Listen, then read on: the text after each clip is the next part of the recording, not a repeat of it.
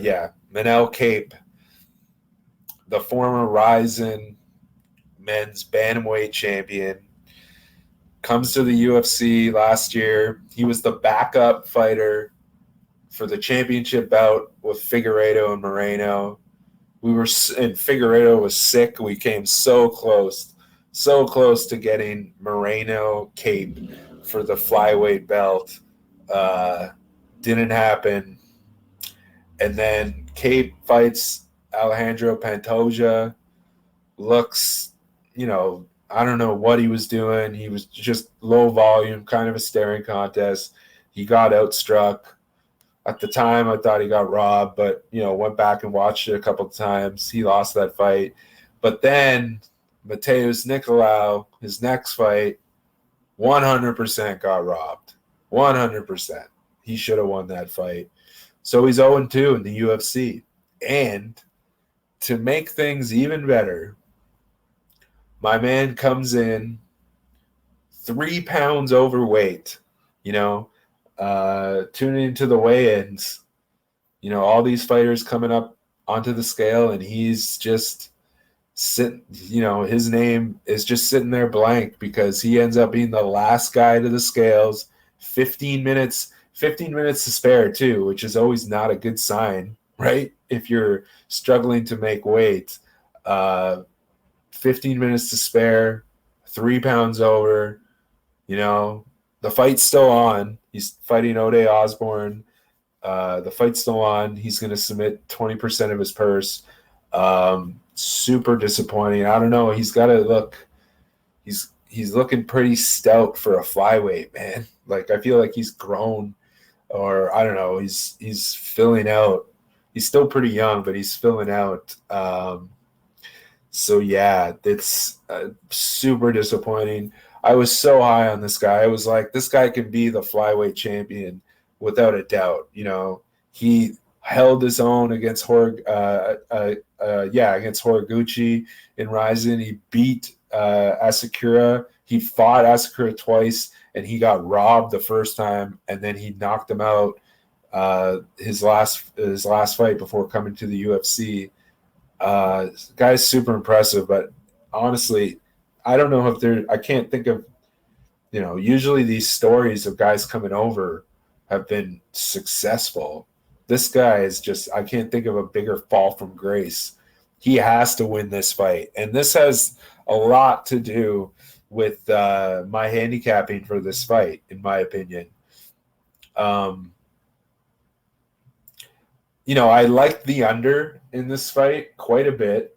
I'll say this. So, yeah. So, he comes in, Manel Kape comes in as the minus 200 favorite.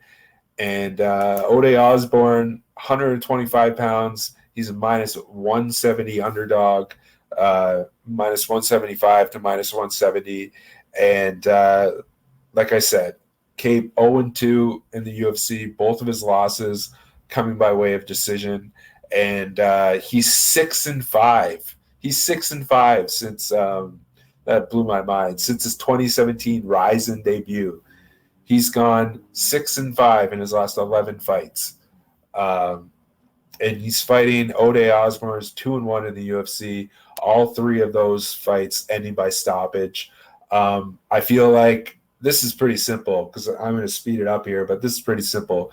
Manel Kape needs to win this fight, and he can't go out there and try to style on this guy. He needs to go out there head hunting, right? And Ode Osbourne has shown he's got stopping power for 125 pounds. He's a wild man. He's willing to take a shot to give a shot, which makes this this is going to be a scrap. Manel Kape can't get a bonus now because he missed weight, but I feel like this, everybody's got Aldo Munoz slated for fight of the night.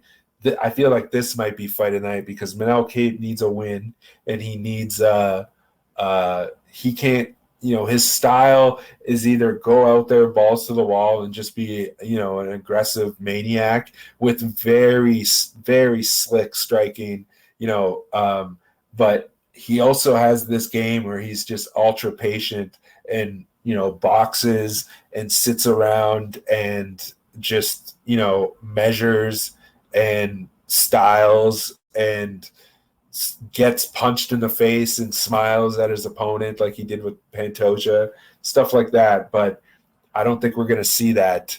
I don't think we're going to see that. We're going to see he's going to be ultra aggressive. He needs a win. And, all things considered, Manel Kape is better than Ode Osbourne. I'm not, I have no, I'm 100% certain that Manel Kape wins this fight. But no, sorry, I'm not 100% certain that he wins this fight. I'm 100% certain that he's the better of these two fighters. But he's going to have to come out here ultra aggressive. And against a guy, I don't think he's going to be willing, especially coming off 2 back-to-back, one bad decision and one outright robbery. He's not going to let this fight go to the judges' scorecards, if he's smart. So he's going to come out there headhunting. He needs a win and he needs a stoppage. And I feel like he's going to put himself outside of his comfort zone, probably, if he's smart and if he is the guy that we think he is. And he's going to go out there to get this stoppage. And because of that, he's going to put himself in some vulnerable positions. And we've seen Ode Osbourne get stopped and win by stoppage twice. So looking at this fight, again, under 2.5 rounds. Wow, this is interesting. Fight goes the distance, no. Oh, I guess that's why. Yeah, fight goes the distance, no, is at -105. And then under 2.5 rounds is at +110. So, yeah, I like that quite a bit. I do not think this fight goes the distance. Someone's getting stopped here. And is there value on Ode Osbourne? 100%. Because at +180, Manel Kape, like I said, he's going to go out there headhunting. And a guy who's usually very measured in his striking and just in the way that he engages in his entries, I feel like he's going to go out there with a chip on his shoulder because of the 0-2, because of the 2 bad decisions, and now because of missing weight. This guy could be out of the UFC with a loss, especially a guy like Ode Osbourne. So, yeah. Fight goes the distance, no, is a solid look here. And I'm not overly confident in it. I'm a Manel Kape fan through and through, but there is some good value on Ode Osbourne here. For sure, I'll say that.